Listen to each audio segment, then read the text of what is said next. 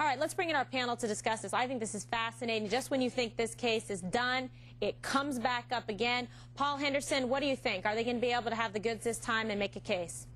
Well, obviously, everybody's still really pushing on this case because they want to make a break, they want to make an arrest and solve this.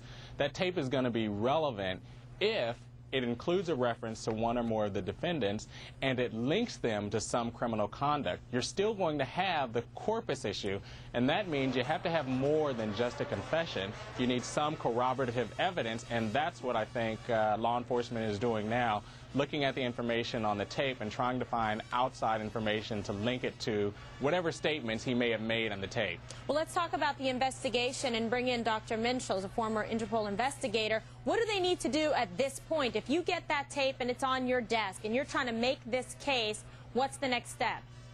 Well, the first thing, as your previous guest said, is to try to authenticate what's on the tape.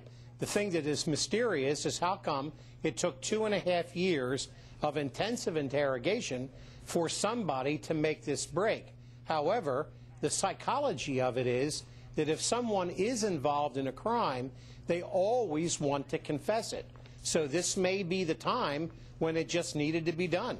Courtney, how do you assess this situation from a defense perspective? Of course, it's a little bit of a tough argument to say, I confess, but I'm lying. We hear it, we know, they happen, false confessions, but it doesn't seem like Yoren's the candidate for that. But we don't know that. I mean, first of all, this is a young man.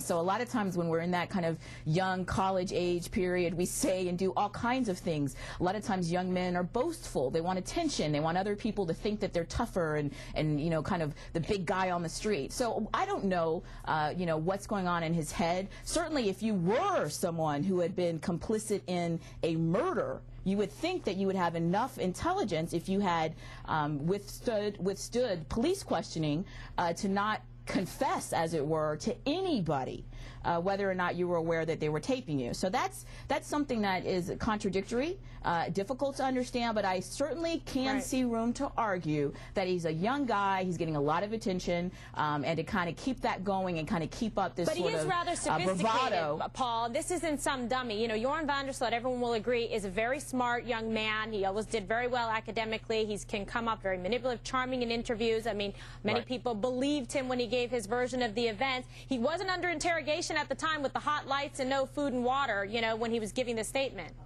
That's what makes this tape more relevant, because he wasn't under investigation or wasn't under police scrutiny when he made these statements. It was from some recording, and that adds more credibility to it because there was no reason for him to lie. There was no reason for him to be false about what was going on in this tape. I think you're right. It raises the issue of whether or not this tape is going to be subject to strict scrutiny when it becomes admissible in a trial. That's what and we have to keep in mind. I think everyone wants to hear this tape. We're going to see what happens. I think this may be he opened his mouth one too many times. Everybody, please stand by because we're going to have more after this short break. And later, for the second time in a month, Britney Spears has a complete